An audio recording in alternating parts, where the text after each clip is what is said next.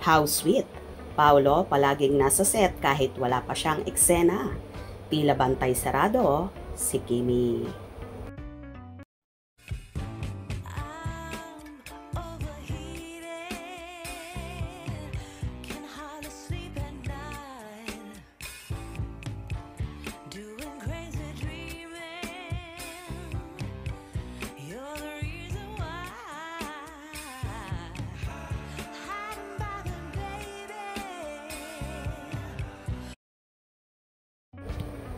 Isang fanay nga ang nag-post at sinasabing very supportive at protected sa jowa kahit walang ganap sa eksena.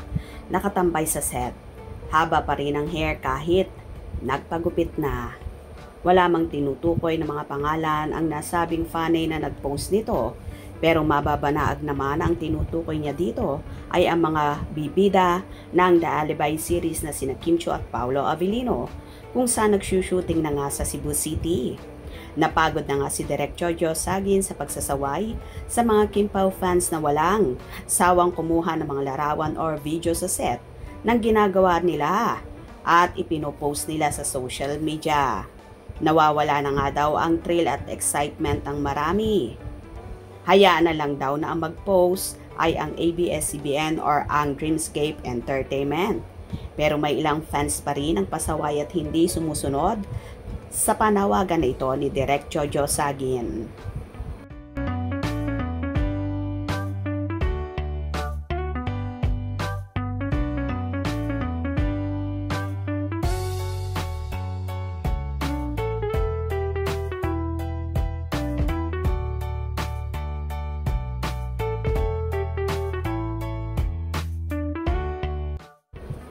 Anyway, may mga komento naman ang mga netizens sa pagtambay ni Paolo sa set.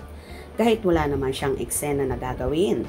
Protective talaga yan si Pao, lalo dito sa Cebu.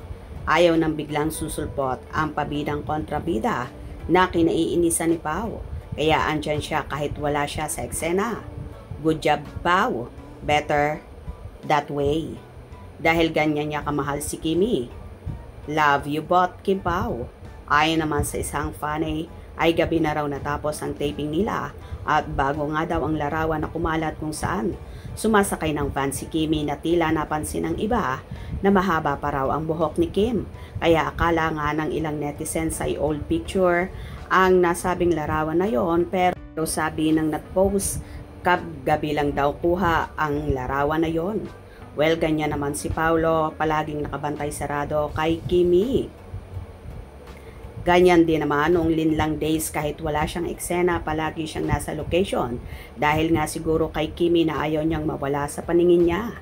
Ganyan ba ang love team lamang or talagang in love na siya kay Chinita Princess at ayaw na niyang mawala ito sa paningin niya? Ano sa palagay niyo mga kaking Pauladia? Hope you enjoyed.